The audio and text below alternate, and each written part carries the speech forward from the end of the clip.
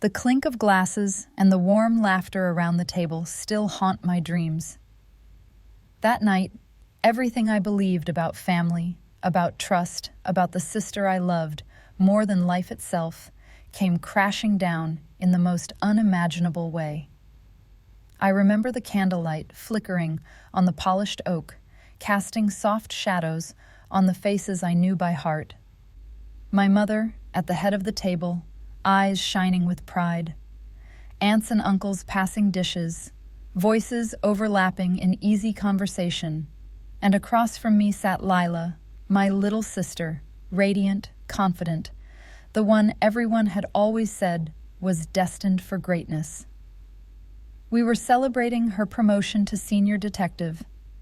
The air smelled of roasted lamb, fresh rosemary, and the kind of love that makes you feel wrapped in safety. For as long as I could remember, and I had lived in what the world saw as her shadow, I was Elena, the quiet librarian who spent her days among dusty books, who drove an old, reliable car, who smiled gently and never seemed to want more. People pitied me sometimes. Poor Elena, they'd whisper, always so content, with so little while Lila shines so bright. Even our mother, in her soft way, would say, "You could be more like your sister, dear." None of them knew the truth.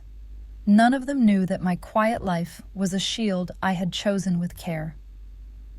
Beneath the unassuming surface, I was Colonel Elena Voss, commander of an elite covert intelligence unit. My decisions had stopped attacks before they began, dismantled networks that threatened thousands, and protected the country we all called home. Every mission, every sacrifice, every late-night extraction, and all of it hidden. And I kept my rank buried so my family could sleep peacefully, so Lila could chase her dreams without the weight of my world pressing on her. We had been inseparable once.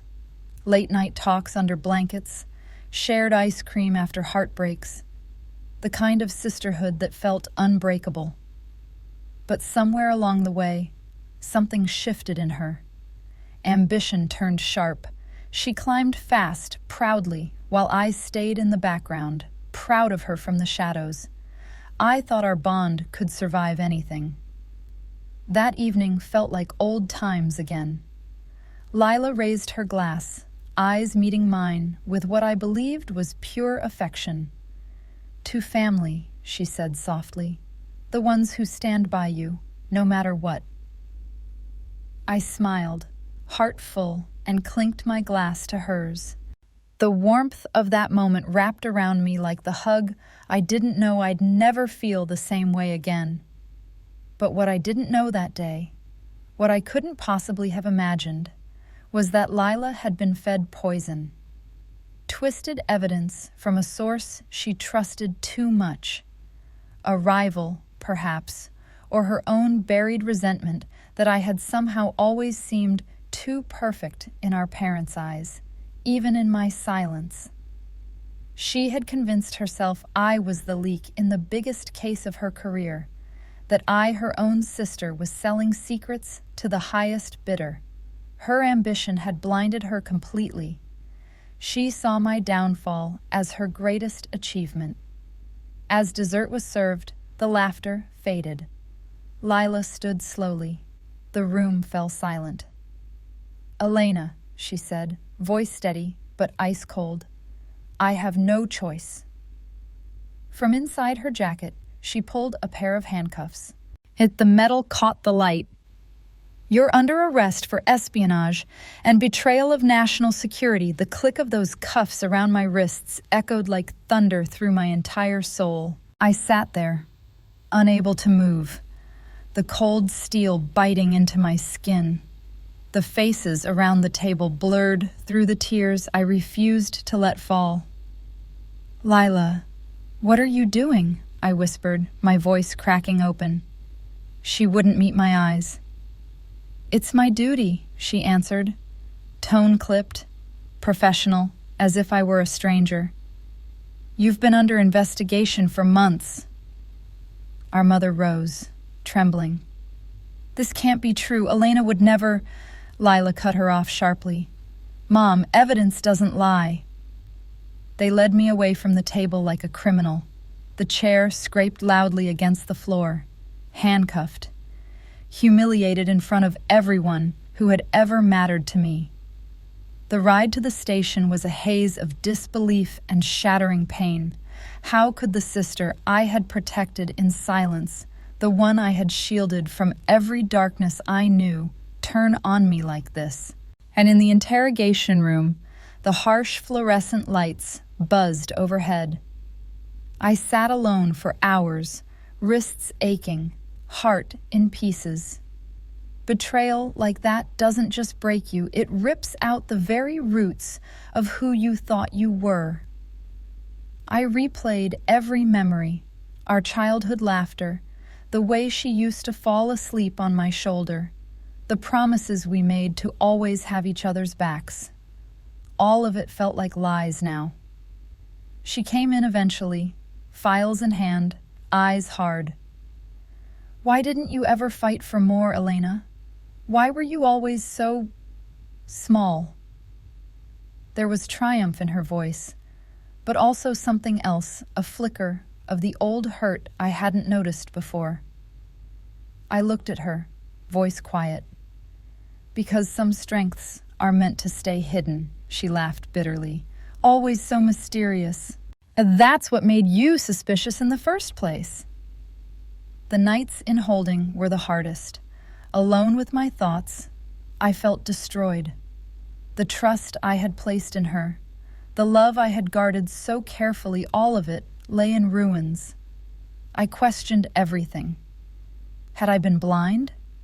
Had my desire to protect her blinded me to the jealousy that had been growing like a shadow? But somewhere in that darkness, something inside me began to stir, a quiet, unshakable strength. I remembered the missions I had survived, the choices no one would ever know about. This pain was raw and devastating, but it would not define me. I would not break. I let her question me. I watched her lay out her evidence, forged documents, misleading reports from the very person who had manipulated her. She was so certain, so proud, and all the while, and I felt the shift happening within me from shattered to steady, from broken to resolved. I reached out through the only channels I still trusted. My unit was already moving. The pain was still there, deep and bleeding, but so was the knowledge that some truths are too powerful to stay buried forever. It happened on the third day. The door opened and General Harlan walked in, accompanied by two other officers whose faces I knew well.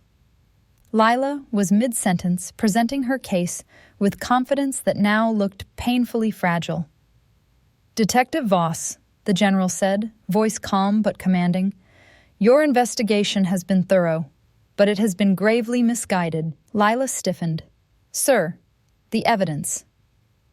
He placed a sealed folder in front of her. Classified markings, my service record, commendations, the truth. Colonel Elena Voss has led one of the most successful covert units this agency has ever had for over a decade. The leak you were chasing was a deliberate operation, one she helped orchestrate to expose the real traitor, the same informant who fed you these lies. Lila's hands began to shake as she turned the pages. Have photos of operations I had commanded, my true rank, the weight of everything she had done crashed down on her at once. She looked up at me. Really looked. The sister who had once shared my secrets, now seeing me for the first time. Slowly she rose from her chair, and then she bowed deep, respectful, the way we are taught to honor those who carry the heaviest burdens in silence. Colonel, her voice broke. Tears slipped down her cheeks. I had no idea. I'm so sorry. The consequences came swiftly, but they were just. Her informant was arrested that same week. Lila faced an internal inquiry. Not ruin, but a necessary humbling. She was suspended, required to retrain, to learn that justice is never about personal glory. She accepted it all without protest. As for me, I returned to the life I had chosen, quiet on the surface, she powerful beneath. But something between Lila and me had changed forever. The betrayal left scars, yes. Yet in the wreckage, we began slowly, carefully, to rebuild something truer. Looking back now, the pain has softened into something wiser. Betrayal teaches you that even the closest bonds can fracture under the weight of unseen truths. But real strength is not in hiding forever. It is in choosing, when the moment comes, to let your light be seen. I carry that lesson with me every day. Family is not about perfection. It is about the courage to face the shattered pieces, to forgive when forgiveness feels impossible, and to rise not in vengeance, but in quiet, unshakable truth. In the end, I found peace, not because I destroyed her, but because I finally allowed myself to be fully seen. And in that seeing, we both began to heal.